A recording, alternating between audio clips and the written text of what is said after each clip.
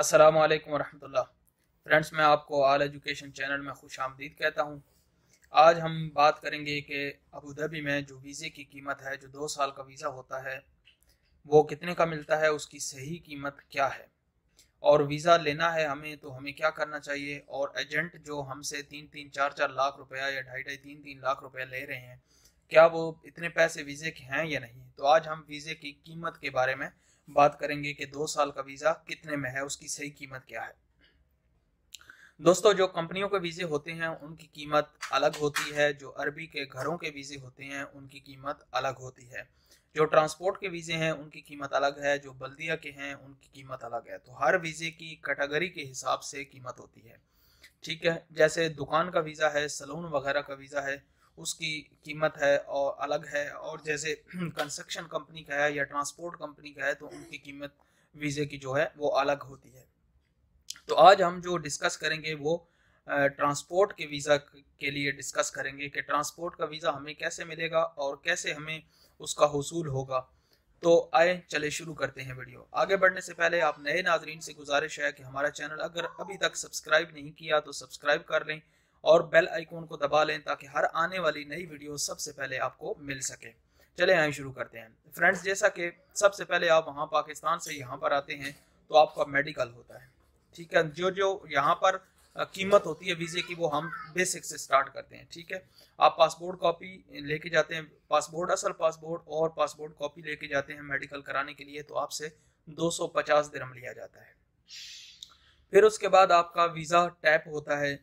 जब आप करा के आते हैं, मेडिकल हो जाता है तो वीज़ा टैपिंग का प्रोसेस शुरू होता है। तो उसकी नॉर्मल जो फीस है वो 400 रुपया है और अर्जेंट जो है वो 500 रुपया है, ठीक है। उसके बाद फिर आपकी आईडी बनती है, एमिरेट्स आईडी जिसे कहते हैं, ठीक है। जैसे शनाख्ती कार्ड होता है पाकिस्तान में, ऐसी आईडी होती है यूएई आईडी, वो 2 साल के लिए वैलिड होती है। वो 2 साल की उसकी कीमत ली जाती है। बाज़ औकात बाज़ लोगों का जो 3 साल का वीज़ा है जैसे गवर्नमेंट का होता है, और 2010 तक, इससे पहले तक गालबन जहाँ तक मेरा ख्याल है कि वहाँ उस टाइम अरबी के घरों का वीज़ा भी 3 साल का होता था। अभी थोड़ी देर पहले मुझे एक वो ड्राइवर भाई मिले हैं, वो अरबी के घर का वीज़ा ही है उनका, उनसे मेरी बात हो रही थी। वो कहते हैं 2010 तक था तो अभी ख़त्म हो गया, लेकिन अभी वो लिखा हुआ आता है कागज़ों में 3 साल का आता है, लेकिन एक्चुअली वो 2 साल का वीज़ा होता है। तो एमिरेट्स आईडी के जनाब 270 रुपये आपके लगेंगे, वो यानी 250 वो और 400 टैपिंग फीस और 270 रुपया एमिरेट्स आईडी का, ठीक है। उसके अलावा आपकी जो फीस होती है वो जनाब पताके की फ़ीस होती है, जो अभी चेंज हो गई है, कुछ टाइम हो गया। पहले जनाब वो फीस तकरीबन 2250 रुपया थी, दिरहम 2200 दिरहम, ठीक है ना, 2300 दिरहम तक थी, ठीक है। अभी वो 3440 दिरहम कर दी गई है, ठीक है, 3400 रुपया है। और ये जो मैं बता रहा हूँ आपको, इनके साथ टैक्स भी है, जैसे मेडिकल के साथ नहीं है और एमिरेट्स आईडी के साथ बाकी टैक्स भी वो टैपिंग वाले ये दीगर जो हैं वो लेते हैं। 5 दिरहम टैक्स है फी जो भी आप काम कराते हैं, यानी 100 के साथ 100 का काम है तो 105 देने हैं, 200 का काम है तो 210 देने हैं, 300 का काम है तो 315 देने हैं, तो यानी 100 के साथ 5 दिरहम टैक्स है। ये यूएई का टैक्स भी स्टार्ट है। अच्छा, तो ये 2200-2200 रुपया पहले फीस थी, अभी जो है वो 3400 रुपया 3400 दिरहम जो है वो फीस हो गई है और प्लस टैक्स भी है, ठीक है। इसके अलावा जो खर्चा होता है दोस्तों, वो खर्चा होता है जनाब आपका जो जनाब क्या कहते हैं उसको, इंश्योरेंस का। हाँ, ये मेन खर्चा रहता है, इंश्योरेंस का भी मेन खर्चा है, क्योंकि इसकी भी कीमत जो है वो पहले जो थी, मतलब 600 का कार्ड मिलता था जो सबसे कम वाला था, 600 को, फिर 700, फिर 800, अभी वो 800 मिल रहा है प्लस टैक्स है, ठीक है। 800 और तकरीबन 8-5 40 दिरहम वो आपके टैक्स भी हैं उसके वीज़े के हवाले से, ठीक है ना। इंश्योरेंस कार्ड जब आप लेंगे तो उसके साथ आपको टैक्स भी देना पड़ेगा। तो उसके बाद फिर लास्ट में ये जब सारा प्रोसेस हो जाता है, एक बार सिरे से नज़र मार लेते हैं। देखें, पहले मेडिकल, उसके बाद टैपिंग फीस, उसके बाद जनाब आपका एमिरेट्स आईडी, ठीक है जनाब। उसके बाद टैपिंग वाले के पास जब आप जाते हैं तो आपका वीज़ा वो टाइप करता है, जब पताका टाइप करता है, ठीक है जनाब, वो पताके की फीस होती है। और फिर लास्ट टाइम जब वो टाइपिंग हो जाती है तो फिर लास्ट प्रोसेस आता है, आपके पासपोर्ट पर वो लाल कलर का एक ठप्पा लगता है, यानी वीज़ा जिसको कहते हैं, वो लाल पेपर होता है, ठीक है। उसकी फीस भी होती है और वो 250-300 रुपये है, ठीक है जनाब। तो ये भी फीस कुल मिला के आप हिसाब कर लें बाकी कि कितने पैसे खर्चा होता है। اچھا، اس میں ایک مین بات ہے جو آپ کو بتانی بڑی ضروری ہے. اس سے پہلے جو مطلب کچھ ٹائم پہلے یعنی کچھ ماہ پہلے تک کا جو خرچہ تھا اس میں یہ تھا کہ آپ جناب کیا کہتے ہیں اس کو 3000 ویزے کے ساتھ بینک گارنٹی کی فیس بھی تھی. ٹھیک ہے نا. مطلب بینک گارنٹی سے مراد یہ ہے کہ جو کمپنی ویزا لیتی تھی، مثلا میں ویزا اپنا لے رہا ہوں یا میں آپ کا ویزا لیتا ہوں، کوئی بھی دوست یار کا ویزا لیتا ہوں، تو مجھے 3000 درہم وہ بینک میں رکھنا پڑتا تھا جو کمپنی سے میں ویزا لے رہا ہوں. مطلب وہ ارباب ہم سے لیتے تھے، چھوٹی کمپنیاں. بڑی کمپنیوں کے تو پیسے بہت ہوتے ہیں، وہ خود ہی ان کے بینک میں پیسے پڑے رہتے ہیں. ٹھیک ہے. تو چھوٹے جو شرکے ہوتے ہیں ان سے 3000 درہم وہ گارنٹی کے طور پہ لیا جاتا ہے. تو ارباب کیا کرتے ہیں، یہ ٹرانسپورٹ والے ہیں کہ بندے سے وہ پیسے لیتے ہیں. ٹھیک ہے نا. جیسے میں نے ویزا لینا ہے تو مجھے کہیں گے یہ جو میں نے بتایا ملا جلا کے آپ کو سارا حساب کر کے تقریباً 5000 کے قریب یا جو بھی بنتا ہے، مجھے ابھی ایگزیکٹ فگر نہیں میرے ذہن میں آ رہے، تو جو بھی بنتا ہے اس کے ساتھ پلس 3000 بھی وہ بھی ایڈ کرتے تھے. مطلب کس چیز کا؟ وہ بینک گارنٹی کا. ٹھیک ہے نا. وہ پیسے بینک میں رکھا دیتے ہیں جس بندے، مطلب میرا ویزا ہے میرے نام پہ، وہ پیسے وہ ڈپوزٹ کرا دیں گے کمپنی والے کہ یہ ہم اس بندے کا ویزا لے رہے ہیں اور یہ پیسے اس کے ہیں. ٹھیک ہے. جیسے ویزا کینسل کرتے تھے ٹرانسپورٹ والے، تو بعض ٹرانسپورٹر جو ہیں وہ 3000 درہم نکال کے جب کینسل ہوتا ہے ویزا اس بندے کو واپس دے دیتے تھے. لیکن زیادہ ٹرانسپورٹر یہ کرتے تھے کہ واپس نہیں دیتے ہیں وہ پیسے. ٹھیک ہے. تو مطلب یہ 4-5 ہزار جو یہ بن رہا ہے، مطلب 3500 ایک اور 500 وہ تقریباً 4000 اور 800-900 روپیہ وہ 5000 اور ٹیپنگ فیس، مطلب ملا جلا کے یہ 4400-4500 یا 3400 یعنی پتاکے کا ہو گیا، اور 1000 روپیہ وہ میڈیکل اور ایمریٹس آئی ڈی کا ہو گیا. یہ 4500 ہو گیا. 4500 اس کے بعد دمان کارڈ کا جناب ہو گیا آپ کا 800 روپیہ. 45 تو 8 جناب یہ 5300 ہو گیا، پلس جناب آپ کی ٹیپنگ فیس. ٹھیک ہے نا. 400 وہ ہو گیا، یہ 5700 روپیہ جناب وہ درہم بن گیا. پلس یہ ٹرانسپورٹر والے یہ کیا کرتے تھے، 3000 وہ بھی لیتے تھے بینک گارنٹی، وہ بھی دیں کیونکہ ان سے حکومت رکھواتی تھی. لیکن وہ تب رکھوائی جاتی ہے جب آپ ویزا لے لیتے ہیں، بعد میں جیسے کینسل ہوتا ہے تو وہ آپ کو واپس مل جاتے تھے.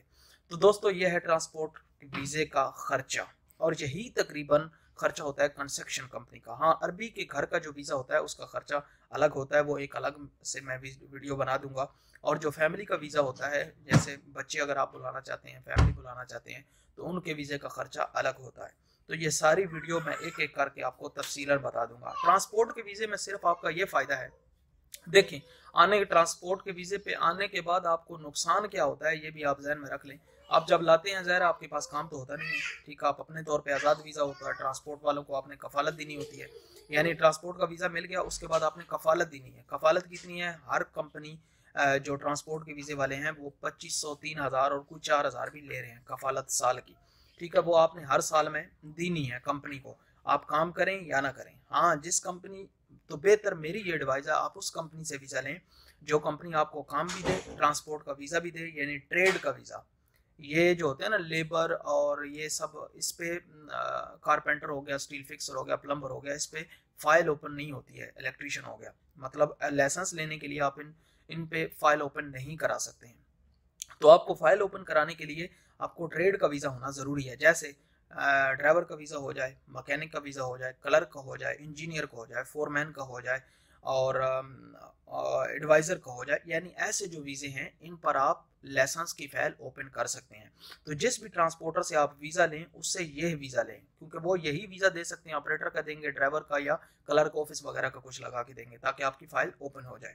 اور انہی ٹرانسپورٹروں سے آپ ویزا لیں جو آپ کو کام بھی دیں. صرف ویزا نہیں، ویزا لے لیں گے آپ یوں ہی میں آ جائیں گے، کیا کریں گے یہاں پر؟